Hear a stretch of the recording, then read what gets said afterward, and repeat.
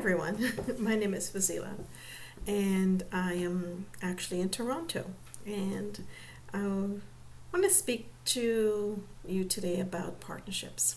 I think in the line of work that most of us are doing, there's some degree of partnership that is necessary to make your work be successful. It could be an actual real partnership of collaboration. Could be joint degrees, could be producing programs, could be just working in your team that you need to have some partnership. And when we're doing that, we want to make sure that we get what we want, we meaning the person or the institution, and the other counterpart, that you would make it as best as possible. And in the world that is unequal, that we know it, there are many challenges. Whether it be the person that's leading the team, whether it's the institution itself, there is something that we want or that we need in order to make our goal be a common goal. I'll just share one example with you. I've had many interesting roles in my career, and one in particular was heading up the WITS International Office as a director during 2006 to 2011. So it's a span of time not too far away. And WITS University is one of the top universities in South Africa, situated in Johannesburg. So it's in the province of Gauteng, and there's a large African population, and there's some percentage of Indian population, mixed race people, some Afrikaans, English people, and so it's Johannesburg itself is quite cosmopolitan because it is the economic engine for South Africa province, in the Gauteng province. So it's a very vibrant city. But WITS University is, while it's a top institution in South Africa, it's not compatible to some of its counterparts in the Western worlds, let's say. So when partnership comes into play, you want to make sure that if a partnership is coming in with resources, what exactly do they want by coming to this institution? And so those are the type of things that one would have to examine for themselves, what it is that's there and what might be some of the challenges. In this particular situation, we were, by default, I became in charge of this partnership because the dean who signed this agreement for a partnership with Bard College was an American citizen who was the dean. And after a few weeks, he left because things didn't go the way regarding his I think his immigration status, and lots of problems to do with that, which is another kind of partnership we need to be talking about. But what happened was that when he left, he was a dean of the humanities faculty, and it came over to the international office because when he left, the international office took hold of the partnership. So right there and then, that was one challenge. How to get hold of being in charge of something that, in fact, you didn't start. So you need to investigate how to make that work. Is it in the best interest of this unit, of how to prioritize it? Meeting the partner, that was a really good meeting to always check what it is you want. So when you're speaking to the person, you can verify what it is on your checklist, what you need. What do they want out of the partnership?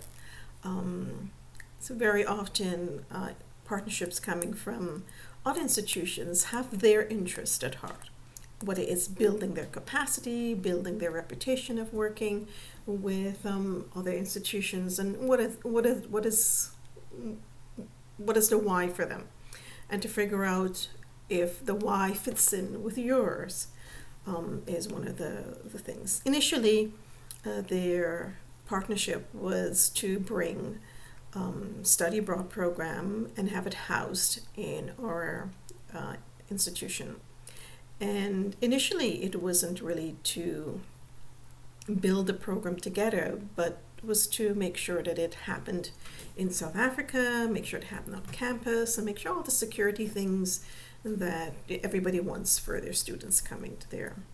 So one of the challenge was to try to make sure that there was equal in this, that when we were looking at bringing in North American faculty into the program to teach the program in South Africa, that we also had South African faculty teaching the program at the South African institution, so that the students would get an understanding that knowledge comes from Africa as well. So that was one of the things that really was at fore. We wanted to make sure that that happened. There was no pushback. There was, agreement from the partner. So that was comforting to know that they were also looking to find out what our institution wants, because, in some cases, institutions just took what was given and went along with it. So making yourself and making the voice of your institution be heard can also be a win, because you never know what the other partner is willing to listen to. So for me, one of the things for you would be to ask yourself, is the other partner willing to listen? But first you need to have what it is you want to come out of it. And that was always something that we looked for, to make sure we can do that. While we were bringing in students from North America into the South Africa institution, or the program housed in South Africa, we wanted to make sure that we had people from North America, students who did not have the resources, and how we can get those students to also participate and come into the program, and how we can make the money work for that to happen. So we did that to make sure students in North America who were not privileged, that they had an opportunity to come to this program and benefit from it. And what was interesting is that this program was called the International Human Rights Program. And we wanted to make sure that the ethos, or the whole message of international human rights was being practiced as well. And then we looked for opportunities and have discussions about how can we get other African students, not only the South African students who are attending the institution, to be in the program, but how to get other African students equally deserving and who didn't have resources to come into the program. There we were able to recruit and get some students from a few African institutions. And to make it further, we wanted to, for myself, is to make sure that we would have not only North American faculty or European faculty be part of the international human rights, but not only South Africans, but other African faculty from different countries or institutions, to have the same access to being part of this program. So some questions I would ask is that if you're thinking of doing any sorts of collaboration, would be to, at every point, think how you can look at one way of doing something and replicating it on the other side, so that each side is able to build further and grow further. I was very fortunate that the person I worked with at Bard Institution was very respectful and very concerned that the program was going to serve everyone equally. So the ideas that we would have and the challenges we were having getting things done was met with was welcoming. Of course, to get somebody on your side, you have to make sure you have all the things and also all the potential solutions that you can look at.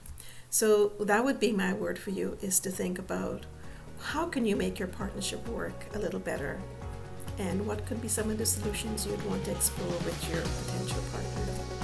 Thank you.